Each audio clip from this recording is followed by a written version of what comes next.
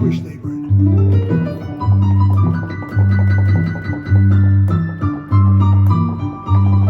Kids would stop you at the back gate of the school, push you down to the ground, jump on top of you, and force you to listen to an idea for a new sitcom.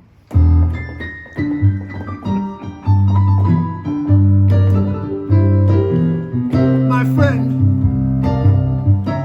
David, lived next door. If you went over there, you'd see him constantly writing. He was always writing. I said, Dave, what are you doing? He said, I'm practicing writing prescriptions.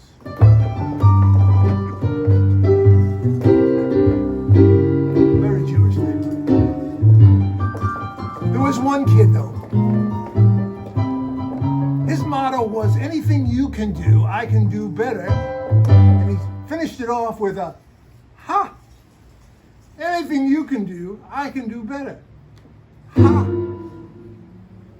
And the most annoying thing was, he could. He did everything better than everybody else. Basketball, flipping baseball cards, great in math, A+ in school. And all the girls. I hated him. And I wished that for once in his life, sometime, he would experience total failure, complete failure. That's what I wanted for him.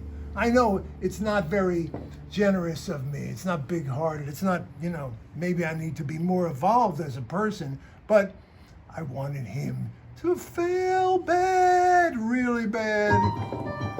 But he went off to Harvard. Then he went to Yale. Then he went back to Harvard. Then he got into the business school. And they started teaching him all kinds of businessy stuff.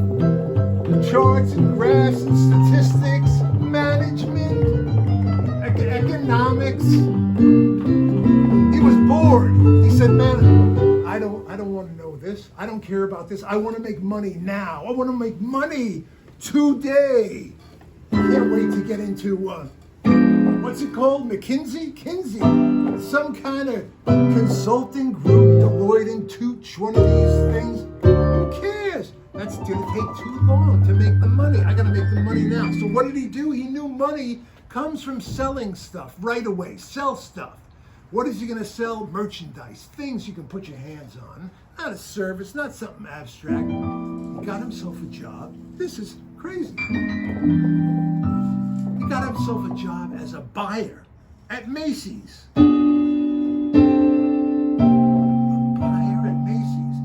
Look that up. I don't even know what they do. Well, of course, they buy stuff, and then they sell it, and they merchandise it, they promote it.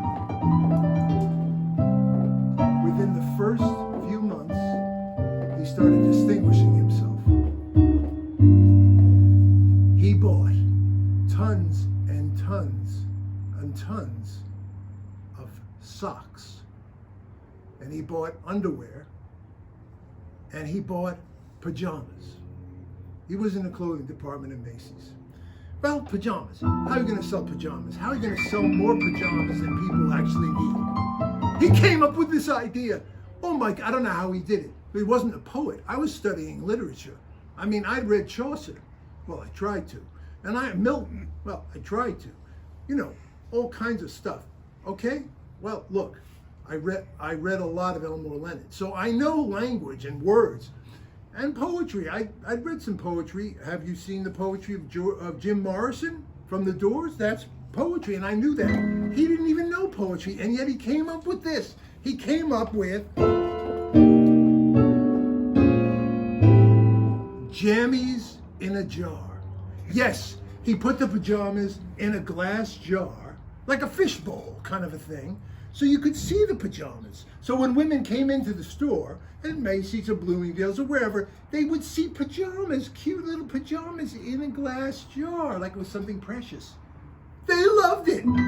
That Christmas, they sold out of jammies in a jar. Oh my God, he became so rich, so wealthy. He married the most beautiful woman in New York City. And you know what? Also, he was happy, which it killed me. I wished for him at least some little bit of unhappiness in his life. And no, he was rich. He was respected. He loved his wife. All with jammies in a jar, jammies in a jar. I mean, I thought, I can come up with stuff like that. Why can't I come up with stuff like that? Sakis in a sack, panties in a pouch. Oh, what does it take to sell? Well, my friends, there's the lesson right there, right? Whatever your product is, make sure it's got the right name, the right package.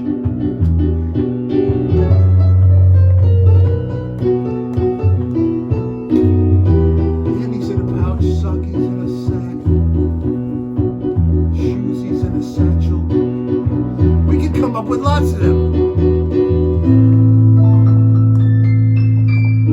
He was happy, and he sold a lot of pajamas.